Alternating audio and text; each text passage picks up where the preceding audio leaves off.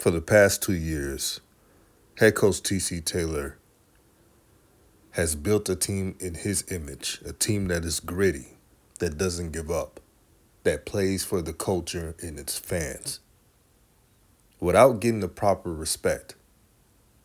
How come I never see the media talk about this brother losing 60 players to the portal because a previous head coach left?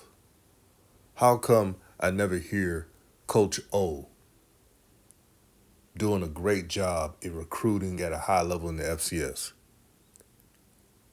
He has proved everyone wrong. And he did it without a handout. He did it without the outside fanfare, even though JSU was loyal to him, and deservedly so. He rose above the hate. Oh, I got a lot to talk about, and I'll chime in.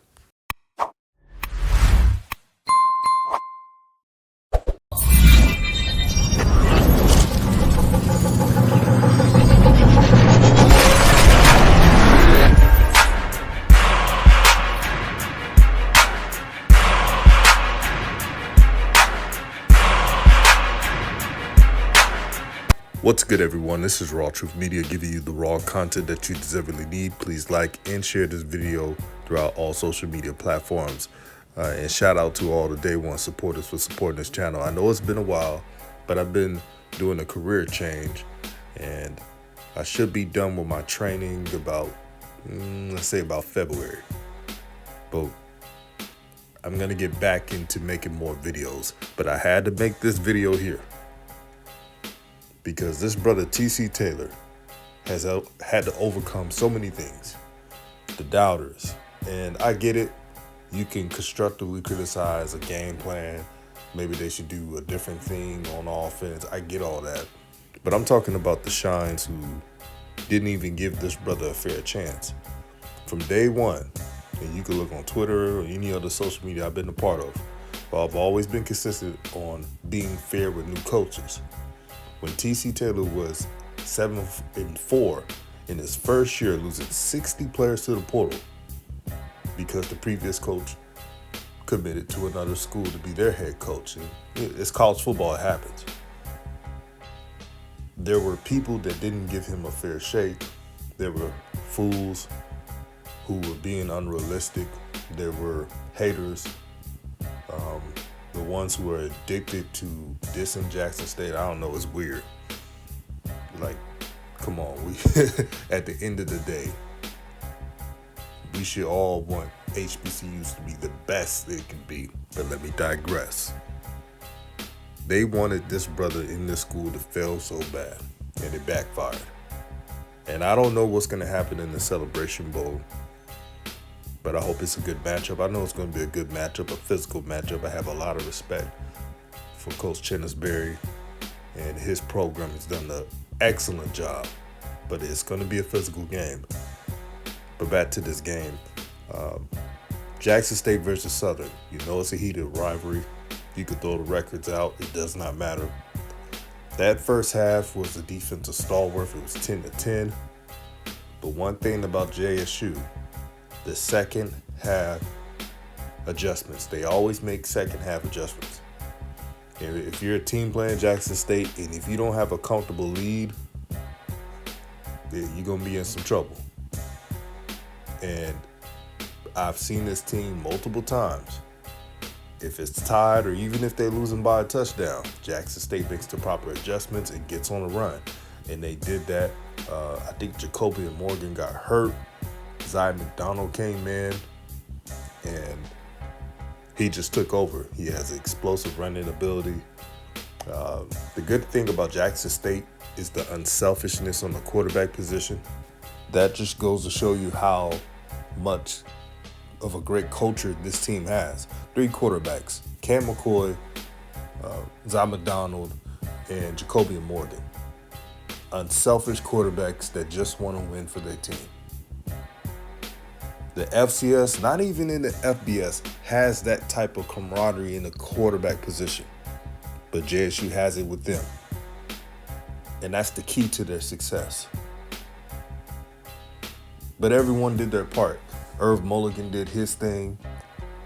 And I truly believe he's a pro prospect, not because I'm rooting for JSU. I know some people in the comments would say that. Just look how he runs. In today's offenses, complete backs is what people need in their running backs. Herb Mulligan can do that. He can catch out the backfield. Now, is he like Reggie Bush catching out the backfield? No. But he can do it better than most power balanced running backs. He can block, and with this RPO offense being the stickler of modern football, you're going to need a running back like Herb Mulligan. Robert McDowell had a great game. The DB transferred from Alcorn State. He had 2 interceptions. I think he's a pro prospect. Matt Knoll, the punter.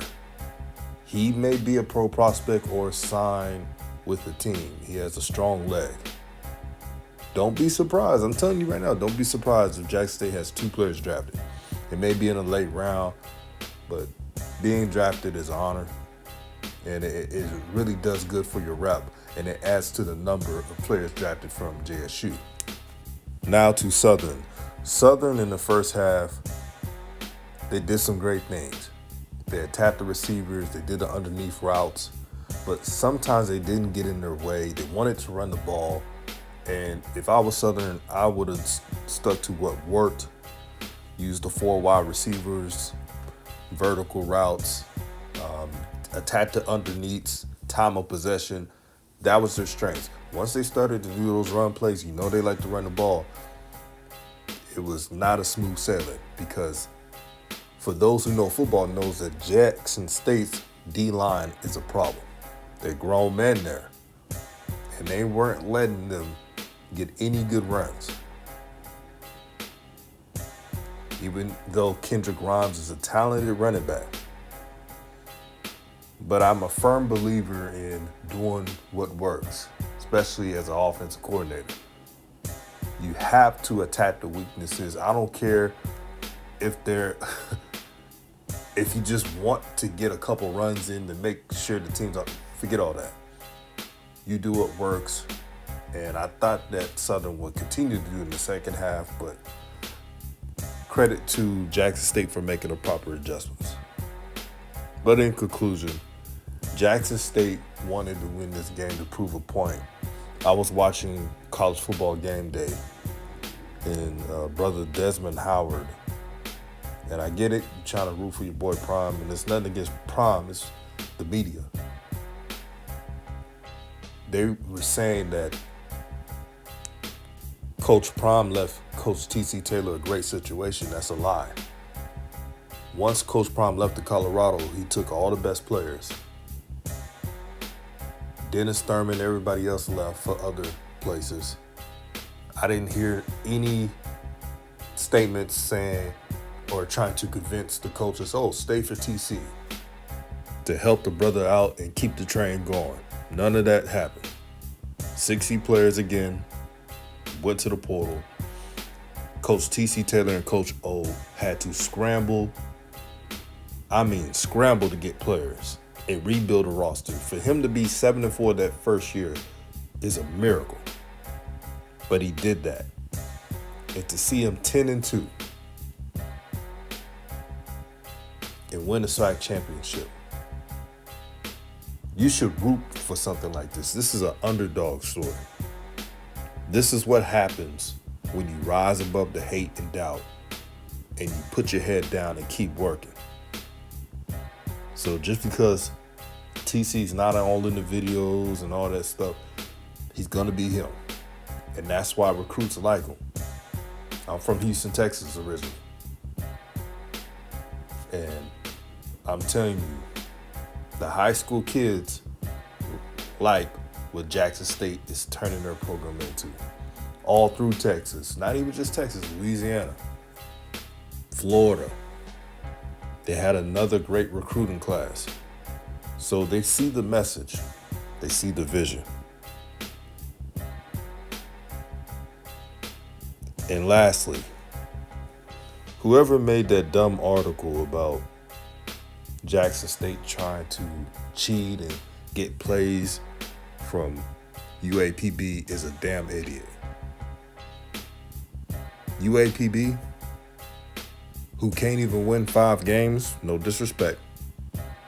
I would have understand if Jackson State was playing the FBS giant like Alabama or something, or anybody could have played TCU or something, or North Dakota in the FCS. I would have understood that.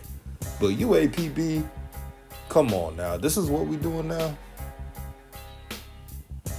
It's insulting to this man's integrity and how he has his team. But they didn't care about that. They wanted to bury JSU. They wanted to make JSU fans feel humble, quote unquote. No matter what would have happened, you would never make their fan base not cheer for their team.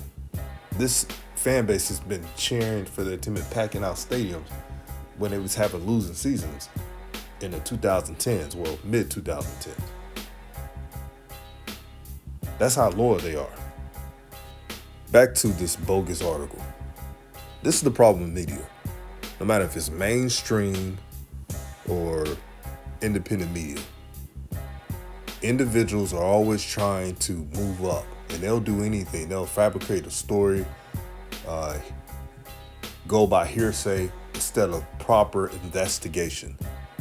They'll do anything for clout.